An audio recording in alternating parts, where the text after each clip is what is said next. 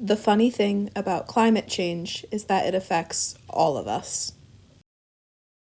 Pretty much everyone growing up in today's world knows at least the basics of global warming.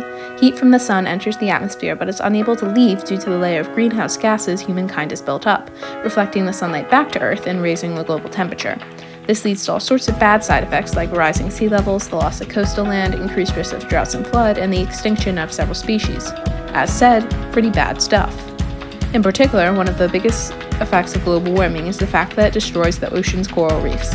As global warming raises the temperature of the oceans, the corals within the reefs expel algae that live within the corals. However, these algae are essential to the coral survivors, so without them, the corals are significantly more likely to die. This event is called coral bleaching because it also causes the algae to turn white in color. This phenomenon is so environmentally devastating because of the importance of coral reefs in our oceans. Coral reefs serve as a habitat and food source for over 1 million species, and around 25% of all marine life is dependent on coral reefs. Coral reefs are some of the most diverse ecosystems in the world, and due to global warming, we are losing them at a drastic rate. Since the 1950s, over half the world's coral reefs have died, and between 2008 and 2019, around 14% of the world's remaining coral reefs have died off. And even within the surviving coral reefs, the biodiversity, or amount of different species within the reef, has declined by 63% since the 1950s. This again is obviously a major problem, and conservation efforts for coral reefs have already been placed in motion, but with ocean temperatures predicted to rise even further, many of the current reef species simply don't stand a chance at survival.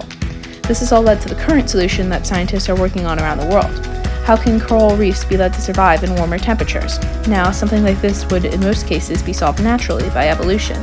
But natural evolution takes many, many generations to occur, and given the rate global warming has accelerated due to human interference, coral reefs won't have the time to adapt naturally. Therefore, scientists are forcing the evolution of coral reefs through a number of selective breeding programs. This new coral is more resistant to water temperatures and will be able to survive in oceans for years to come. Scientists are initiating programs to plant these resistant species of coral in areas where coral reefs are dying out. Obviously, this isn't the ideal solution.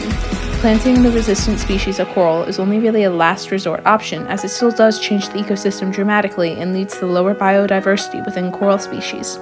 Which again shows that even because we can create adaptations to a warmer world, it's better to take action now to prevent those adaptations from becoming so necessary.